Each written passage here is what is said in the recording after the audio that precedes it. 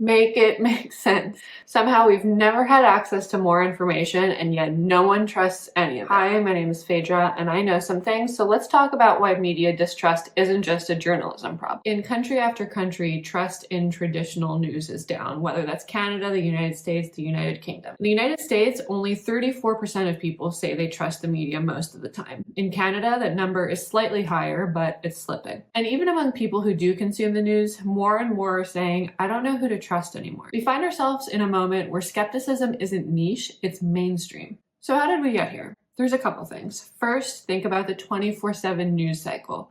When everything is news, nothing is news. Second, you have clickbait incentives, so outrage equals revenue, and platforms tend to reward drama over nuance. Next, you have the phenomenon of polarized media ecosystems, so you can watch two people report on the same event, but come away with vastly different interpretations of what that news meant.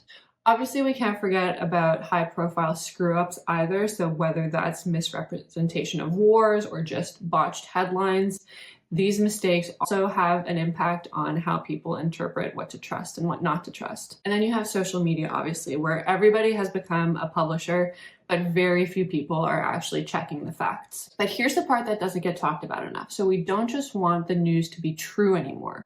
We want it to be aligned with our values. We want it to be respectful of our identity. And we want it to be emotionally correct, not just factually correct. Which means media these days has less to do with us asking ourselves, is this true? And more to do with the question of, do I like the way they told me this? But this isn't happening in a vacuum. So as institutional trust has declined, something else has also risen. And that is both misinformation and disinformation. Bad actors, bots, troll farms, grifters, they flooded the zone with information and sometimes flooded it with garbage on purpose. And once people started to feel overwhelmed, they just tuned out or believed whatever felt right. What ended up happening was we didn't just lose faith in media, we lost a shared sense of reality. And this is where it gets bigger than just journalism. A functioning democracy needs a shared information environment, because without a shared information environment, how are we supposed to debate the facts, organize, hold those who hold power accountable, and really decide collectively what matters? If we don't trust the people who are reporting on what's happening, or worse, we think everything is a spin, the entire system starts to fall apart. Because when trust breaks, so does democratic participation. So no, the media has not been perfect, but this crisis isn't just about journalism.